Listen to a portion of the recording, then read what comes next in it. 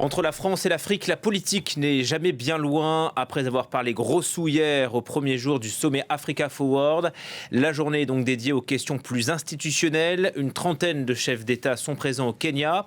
Rendez-vous majeur autour des présidents Macron et Ruto. Les deux dirigeants qui se retrouveront d'ailleurs à Évian, ici en France, pour le G7. Bastien Renouille, vous êtes notre correspondant au Kenya. Bonjour à vous.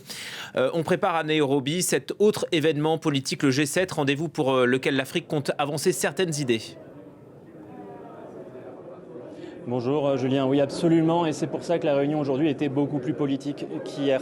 Une trentaine de chefs d'État et de chefs de gouvernement qui étaient réunis avec leurs délégations, alors que hier il y avait des milliers de délégués représentant de très nombreuses entreprises. Alors les réunions ont commencé avec un thème similaire à la journée d'hier, c'est-à-dire comment développer l'économie des pays africains, comment permettre d'investir plus massivement dans ces pays.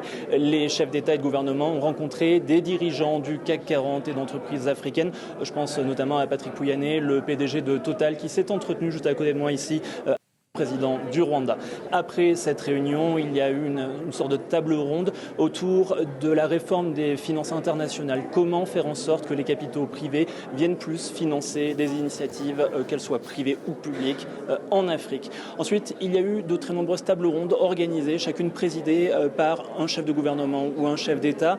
Des tables rondes qui allaient des domaines de l'agriculture à l'intelligence artificielle en passant par la santé. Puis enfin, une réunion vient de se terminer sur la paix et la sécurité en Afrique. Comment faire en sorte que l'Union africaine soit plus mobilisée et un rôle plus actif pour résoudre les crises.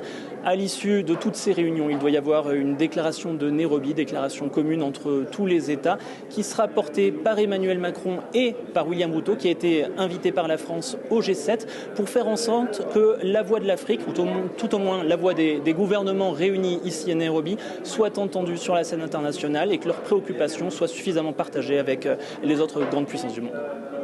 Vous le disiez, il y a donc une trentaine de chefs d'État qui sont présents à Nairobi pour ce sommet. Comme à chaque fois, Bastien, on parle plus des absents que des présents. Qui n'a pas fait le déplacement et pourquoi ? Eh bien, je pense principalement à trois pays, trois pays du Sahel avec lesquels la France s'est brouillée récemment, le Burkina Faso, le Mali ou encore le Niger. Ils n'ont pas été invités. En revanche, le président français Emmanuel Macron a tenu à rappeler de sa première intervention face à la presse dimanche soir que si ces pays n'ont pas été invités officiellement, cela ne signifie pas qu'ils n'étaient pas présents au sommet.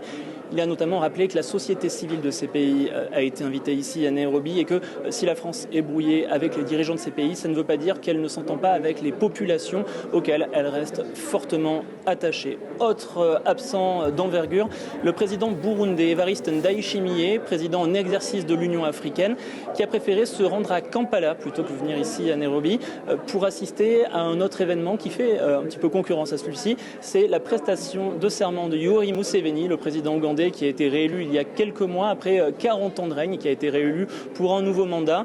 Un allié très important pour Evariste Ndayishimiye, qui a donc préféré éviter ce sommet. En revanche, l'Élysée, bien évidemment, préfère parler de ceux qui ont fait le déplacement, des 35 délégations qui sont présentes ici, qui participent aux discussions. En parlant notamment de Félix Tshisekedi, le président de la République démocratique du Congo, qui, s'il est arrivé en retard, est bel et bien présent ici. Alors que Paul Kagame, le président du Rwanda, est également présent à Nairobi. Et c'était une sorte de succès d'avoir réussi à réunir les deux hommes dans le même bâtiment. Merci beaucoup Bastien Renouille pour ces éléments en direct de Nairobi. Ne manquez pas ce soir l'entretien d'Emmanuel Macron. Il parle à France 24, à RFI, à TV5 Monde. C'est à retrouver et à suivre à partir de 21h, heure de Paris, sur notre antenne.